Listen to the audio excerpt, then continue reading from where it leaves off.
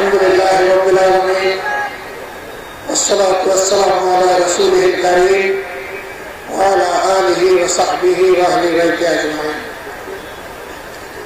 বাংলাদেশ জামাত ইসলামী ঐতিহ্যবাহী নীলফামারী জেলার ডুমার উপজেলা শাখা আয়োজিত আজকের এই তাৎক্ষণিক পথসভার সম্মানিত সভাপতি, উপজেলা আমির, মঞ্চে বসা বাংলাদেশ জামাত ইসলামীর কেন্দ্রীয় নির্বাহী পরিষদের সদস্য, রংপুর দিনাজপুর অঞ্চলের সম্মানিত পরিচালক জনাব মাওলানা আব্দুল হালিম, আরো বসা আছেন আপনাদের প্রিয় মানুষ ডুমার দিল্লাবাসীর প্রিয় কণ্ঠ জনাব মাওলানা আব্দুল সত্তার, মঞ্চে বসা সম্মানিত নেতৃবৃন্দ, আমার সামনে উপস্থিত প্রিয় ডুমারের সম্মানিত ভাই বোনেরা, সাংবাদিক বন্ধুগণ, আমিও আরেকবার আল্লাহ তাআলার শুকরিয়া আদায় করছি।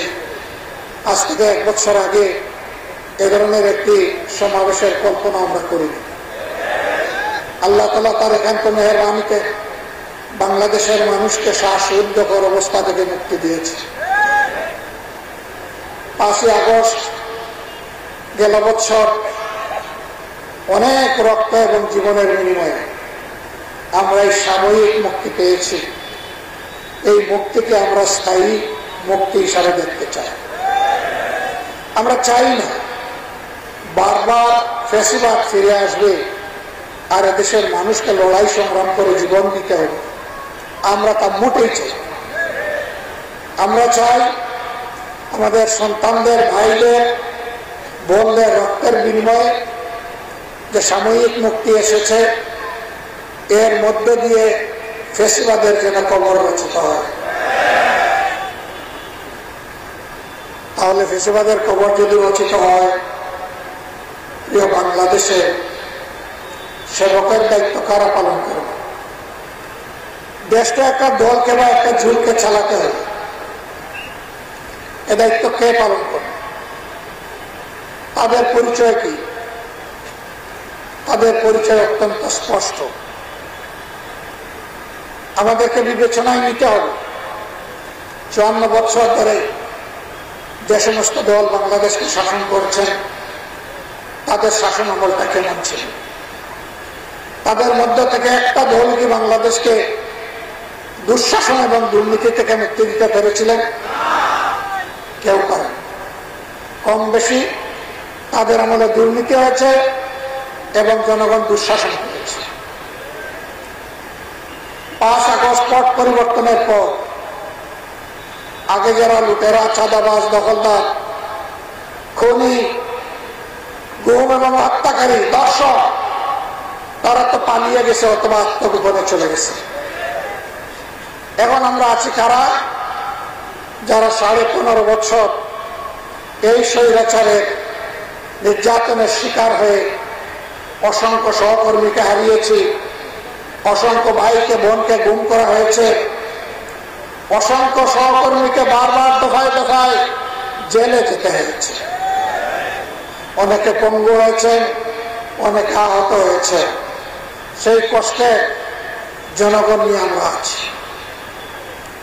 এই পরিবর্তনের দিনই আমরা আমাদের দলীয় সহকর্মী এবং দেশবাসীর কাছে একটা অনুরোধ জানিয়েছিলাম যে আল্লাহ তাআলার শুকরিয়া, আল্লাহ রাব্বুল আলামিন আমাদের বুকের উপর থেকে পাথর সরিয়ে দিয়েছেন।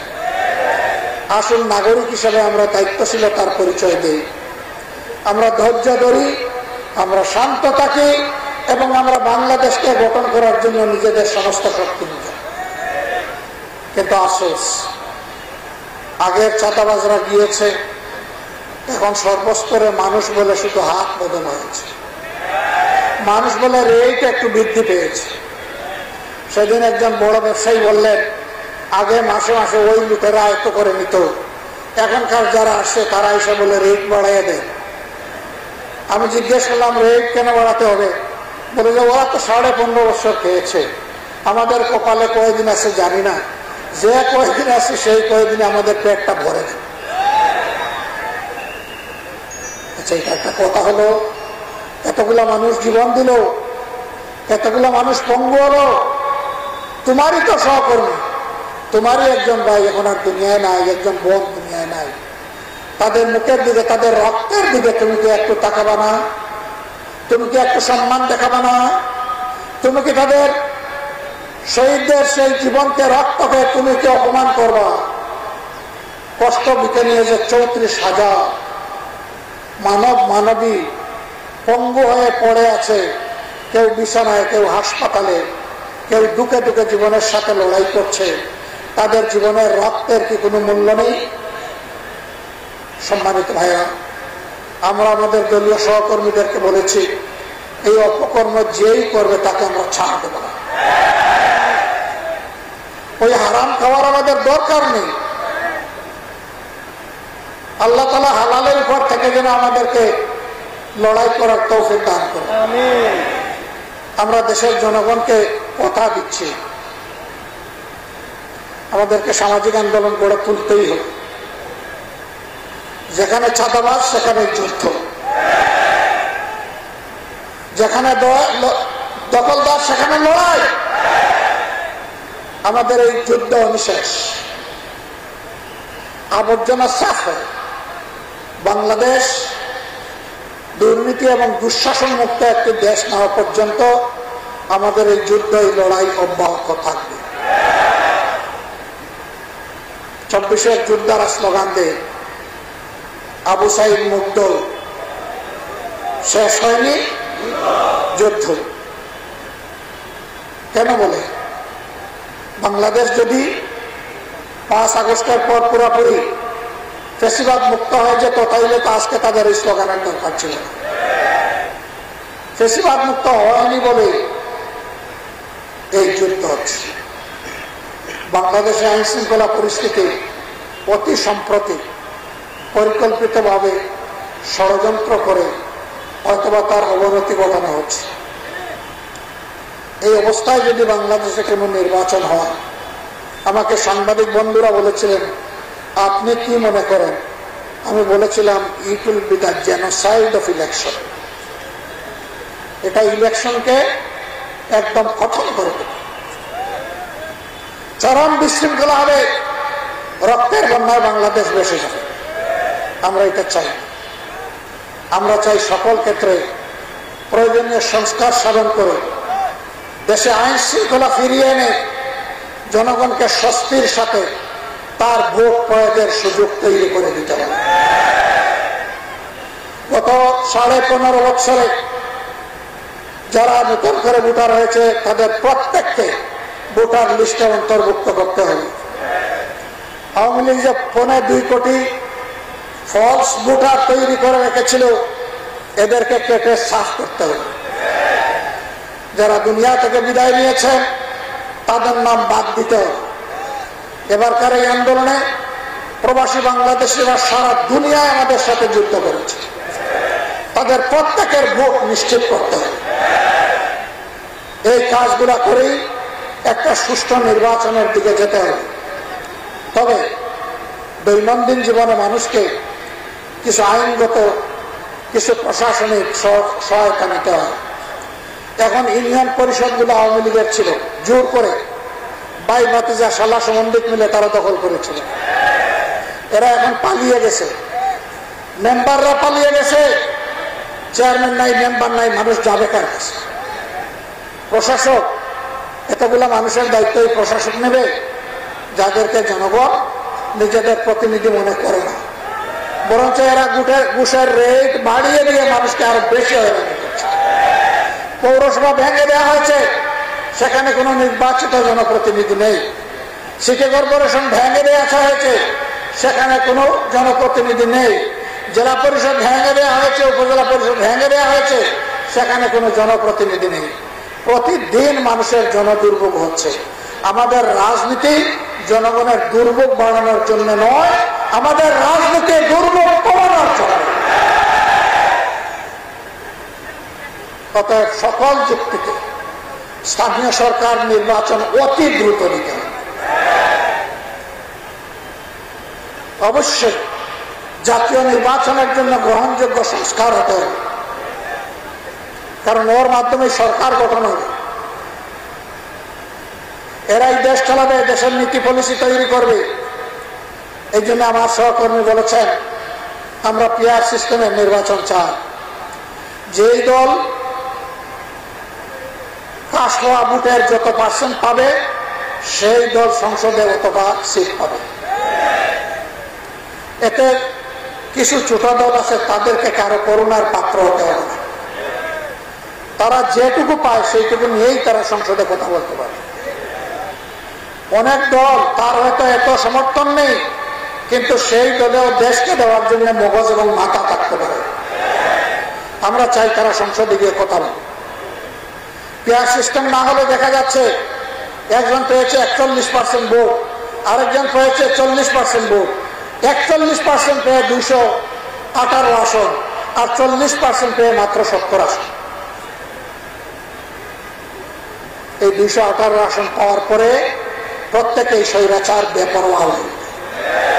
তখন আর মানুষকে মানুষ গণ্য করে না, তখন জনগণের সেবক মনে করে না, তখন দেশের মালিক হয়ে বসে। এই জন্য আমরা বলেছি বিশ্বের 62টি উন্নত দেশে এই পিআর সিস্টেমে নির্বাচন হয়, আমাদের দেশে সেই পিআর সিস্টেমে নির্বাচন হতে হবে। এতে যদি কেউ মন খারাপ করেন বুঝতে হবে তাদের মতলব সুবিধাজনক নয়।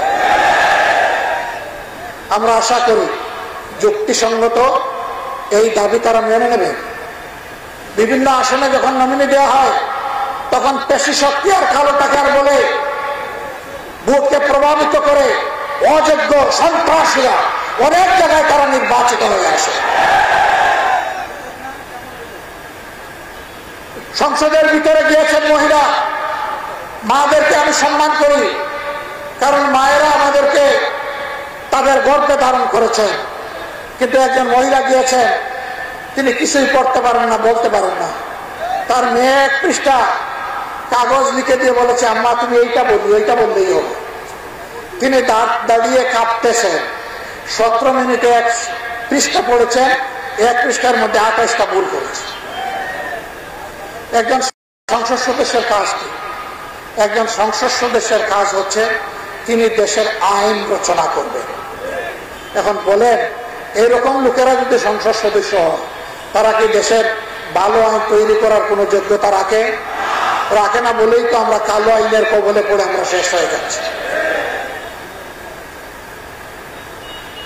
সম্মানিত ভাইয়েরা, এই দেশ আমাদের দেশ, দল ধর্ম নির্বিশেষে সকলের দেশ। আমরা একটা অহিংসু বাংলাদেশ চাই, একটা মানবিক বাংলাদেশ চাই, একটা দুর্নীতি মুক্ত বাংলাদেশ চাই, একটা দুঃশাসন মুক্ত বাংলাদেশ চাই। আমরা বারবার বলে আসছি আমরা এই দেশে কোনো মেজরিটি মাইনরিটি একেবারেই মানি না। এদেশে যারাই জন্মগ্রহণ করেছে তারা সবাই এদেশের মর্যাদাবান নাগরিক। একজন মুসলমান সংবিধানের ভিত্তিতে যে অধিকার পাবে, আমার একজন হিন্দু ভাই, একজন বৌদ্ধ ভাই, একজন খ্রিস্টান ভাই কিংবা বোন তারা সমান অধিকার পাবে। এই মাইনরিটি মেজরিটিকে টুকরা টুকরা, দেশের ওই পক্ষে বিপক্ষে টুকরা টুকরা, এগুলা করে 54 বছর যারা ফ্যাসিবাদকে বাংলাদেশে পাকাপোক্ত করেছিল, ওই ফ্যাসিবাদী কোনো কর্মকাণ্ড আর বাংলাদেশে দেখতে চাই। Neither majority nor minority. We need unity. আমাদের ঐক্যের বাংলাদেশ প্রয়োজন। যে জাতি ঐক্যবদ্ধ থাকে সেই জাতির মাথার উপর কেউ কাঁঠাল ভেঙে খাওয়ার সাহস করে না। কেউ প্রভু হয়ে সামনে আসার সাহস করে না। আমরা এমনই একটি সম্মানের বাংলাদেশ, স্বাধীন বাংলাদেশ চাই। এই সমাজে 40% হচ্ছে যুবক, যুবকদের 60% হচ্ছে বেকার। অথচ যুবকের হাতই তো আমার সমাজ গড়ে দিবে। কেন তারা বেকার থাকে? তার অনেকগুলো কারণ। এর মাঝে একটা কারণ হলো সুশিক্ষার পরিবর্তে কুশিক্ষা। এই শিক্ষা মানুষকে মানুষ বানায় না, এই শিক্ষা যোগ্য নাগরিক হিসাবে গড়ে তোলে না। এই জন্য সার্টিফিকেটের বস্তা নিয়ে এক অফিস থেকে আরেক অফিসে দৌড়াতে হয়। আমরা যুব সমাজকে কথা দিচ্ছি, আল্লাহ যদি এই দেশ পরিচালনার দায়িত্ব আমাদেরকে দেন, ইনশাআল্লাহ নৈতিক শিক্ষার পাশাপাশি পেশাগত দক্ষ শিক্ষা তোমাদের হাতে এমনভাবে তুলে দেওয়া হবে, যেদিন তোমাদের শিক্ষার পাঠ শেষ হবে সেদিন তোমাদের হাতে যেমন সার্টিফিকেট আসবে, ঠিক তেমনি ভাবে চাকরির অফার লেটার তোমাদের হাতে চলে আসবে।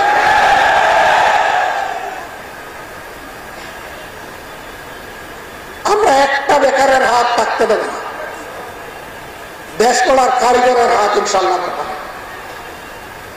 মা বোনদেরকে ভয় দেখানো হয়, কোরআনের শাসন হলে গেছে, একেবারেই গেছে, আর ঘর থেকে বের হইতে পারবো না, তালা। আমাদের মা বোনরা আছে না, তারা সমাজে কাজকর্ম করে না, অবদান রাখে না, আমাদের সামাজিকতা তারা রক্ষা করে না, তারা সব করে। আমরা কি তাদেরকে তালা দিয়ে রেখেছি? না, এটা ভয় দেখিয়ে দিন থেকে, ইসলাম থেকে, আল্লাহর নিয়ামত থেকে মানুষকে সরিয়ে রাখার এটি হচ্ছে নিকৃষ্ট ষড়যন্ত্র। আমরা কথা দিচ্ছি, কোরআনের শাসন হলে মারা সমাজের উন্নয়নে ইনশাআল্লাহ অবদান রাখবেন। বাড়তি দুটি জিনিস তারা পাবেন, একটি মর্যাদা আর একটি নিরাপত্তা। এখন না আছে তাদের সামাজিক মর্যাদা, আর না আছে নিরাপত্তা। আমরা ইনশাআল্লাহ তা নিশ্চিত করব। সম্মানিত বন্ধুগণ, গলার হাগত বাল না তার আগেই টের পেয়ে গেছে। সুতরাং এই পাটা এক তারার মাঝে লাভ নাই, আপনাদেরকে কষ্ট দিয়ে বিরক্ত করে লাভ নাই। ইনশাআল্লাহ আমরা আপনাদেরকে কথা দিচ্ছি, দুর্নীতি এবং দুঃশাসন মুক্ত বাংলাদেশ গড়তে গিয়ে জীবন যাবে ইনশাআল্লাহ। কিন্তু এটা থেকে পিছাবো না। কেউ মেহরবানি করে আমাদেরকে ভয় দেখাবেন না, আমাদের দিকে চোখ রাঙাবেন না। আপনারা ভয় দেখায় কোনো লাভ নাই। যে দলের নেতারা হাসতে হাসতে ফাঁসির পাটাতনের উপর দাঁড়াতে পারে, তাদেরকে ভয় দেখায় কোনো লাভ। যে দলের নেতারা কখনো কোথাও কারো কাছে মাথা নত করেনি আল্লাহ ছাড়া, তাদেরকে ভয় দেখায় কোনো লাভ নেই। আমরা মাথা নত করবো শুধু আল্লাহ তাআলার কাছে, আর কারো কাছে। ইনশাআল্লাহ আমরা শুধু এই দলের লোকদের নয়, 18 কোটি মানুষের মাথা সোজা করে দাঁড়াবার একটা স্বপ্নের বাংলাদেশ গড়তে চাই। সেই বাংলাদেশ গড়ায় আপনাদেরকে আমরা একটু ভালোবাসা আপনাদের কাছ থেকে চাই। একটু ভালোবাসা আপনারা দিবেন? ধন্যবাদ আপনাদেরকে।